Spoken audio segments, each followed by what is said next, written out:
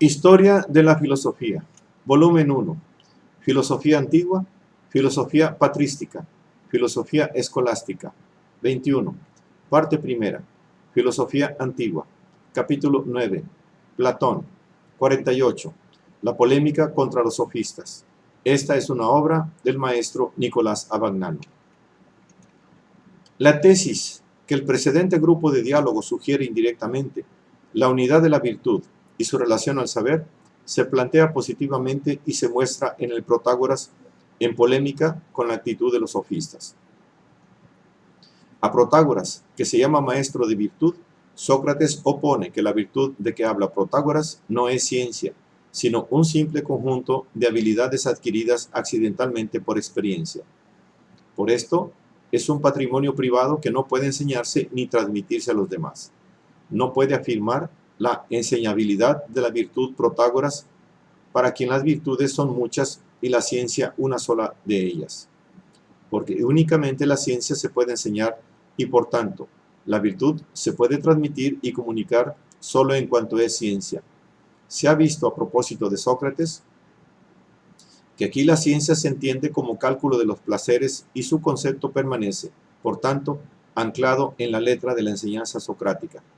Pero ya este diálogo muestra que Platón no se limita simplemente a ilustrar los conceptos que Sócrates puso como base de la vida moral. Antes bien, contraponiendo la enseñanza de Sócrates a la de los sofistas, proyecta sobre la figura del maestro la luz más viva que brota de la polémica. El Protágoras ha negado a la enseñanza sofística todo valor educativo y formativo, y a la enseñanza sofística todo contenido humano. Frente a la agitación de la sofística, la enseñanza de Sócrates ha aparecido en todo su valor, pero quedaban otros aspectos de la sofística, y contra estos Platón dirige 3 diálogos que con el Protágoras constituyen un grupo compacto. En estos aspectos son la erística, contra la cual se dirige el eutidemo, el verbalismo, contra el cual se dirige el cratilo, y la retórica, contra el cual se dirige el gorgias. El eutidemo es, ante todo, una representación vivacísima y caricaturesca del método erístico de los sofistas. La erística es el arte de luchar con palabras y de refutar todo cuanto se vaya diciendo, sea falso o verdadero. Los interlocutores del diálogo, los 2 hermanos Eutidemo y Dionisidoro, se divierten demostrando, por ejemplo, que solo el ignorante puede aprender, e inmediatamente después, que por el contrario, solo el que sabe puede aprender, que se aprende solo lo que no se sabe, y después que se aprende solo lo que se sabe, etc.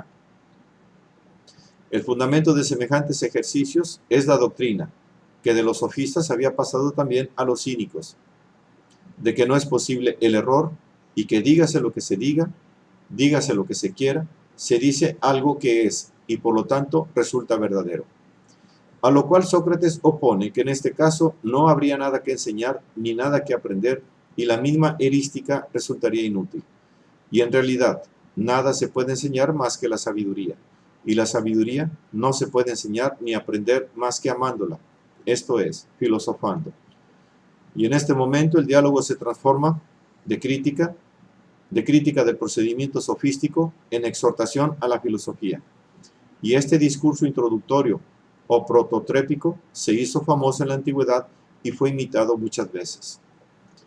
Pero esta parte es importante sobre todo porque contiene la ilustración del objetivo propio de la filosofía, objetivo que Platón define como el uso del saber en provecho del hombre.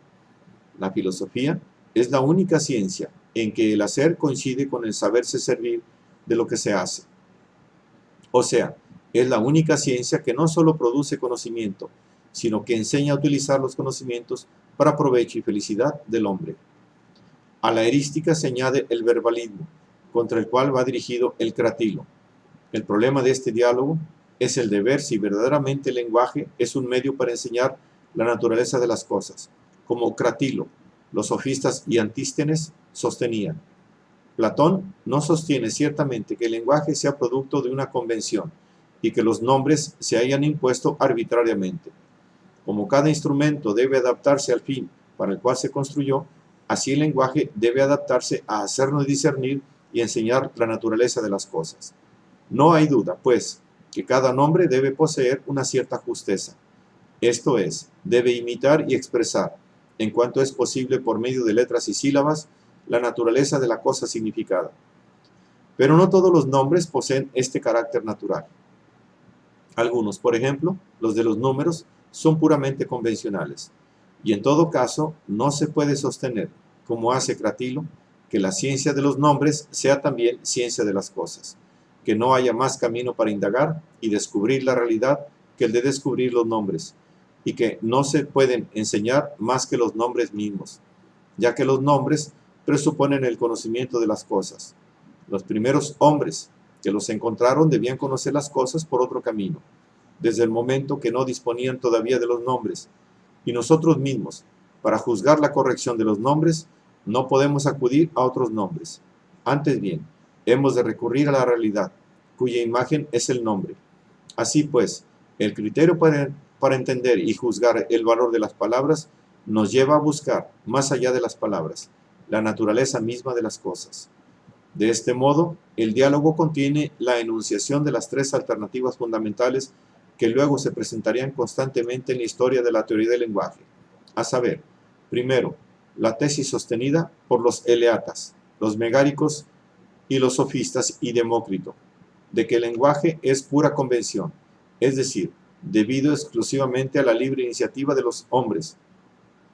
Segundo, la tesis defendida por Cratilo, igual a la de Heráclito, y a la de los cínicos, de que el lenguaje es, naturalmente, producto de la acción causal de las cosas. Tercero, la tesis, propugnada por Platón, de que el lenguaje es la selección inteligente del instrumento que sirve para acercar al hombre al conocimiento de las cosas. En la explicación de esta última tesis, Platón se refiere explícitamente a las ideas, a las que llama más frecuentemente sustancias, con cuyo nombre designa lo que el objeto es. No obstante, Platón no atribuye la producción del lenguaje a la naturaleza misma de las cosas, sino que lo considera, con los convencionalistas, como una producción del hombre, pero al mismo tiempo admite que esta producción no es arbitraria, sino dirigida, hasta donde es posible, al conocimiento de las esencias, es decir, de la naturaleza de las cosas. El teorema fundamental que Platón se propone defender es que el lenguaje puede ser más o menos exacto e incluso equivocado, o en otros términos, que se puede decir falso. Teorema que no haya lugar en las otras concepciones del lenguaje, ya que para ellas el lenguaje es siempre exacto, o porque una convención vale por la otra, o porque es la naturaleza de la cosa la que lo impone. La defensa de este teorema abre el camino a la antología del sofista. Finalmente, en el Gorgias, Platón ataca el arte, que era la principal creación de los sofistas y la base de su enseñanza, la retórica. La retórica aspiraba a ser una técnica de la persuasión para la cual resultase completamente indiferente la tesis a defender o el tema tratado. Al concepto de este arte,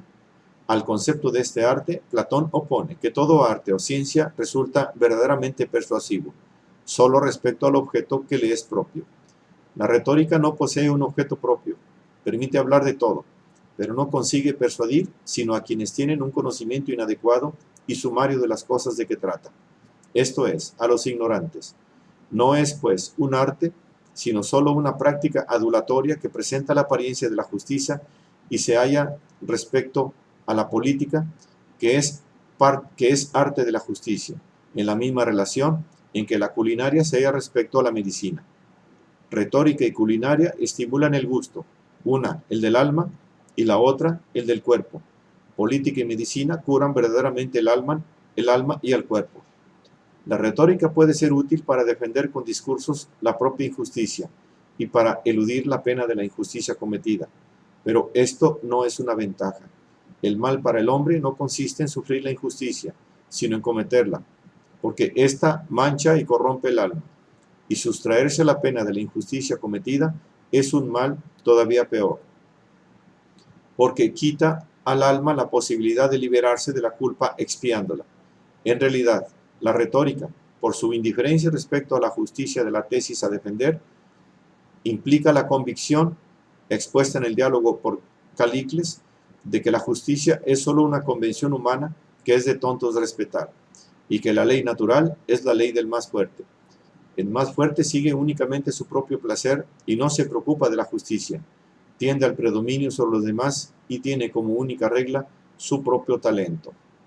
Pero contra este crudo inmoralismo, Platón observa que, no siendo el intemperante el hombre mejor, tampoco es el más feliz, ya que pasa de un placer a otro insaciablemente y es semejante a una cuba horadada que no acaba de llenarse nunca.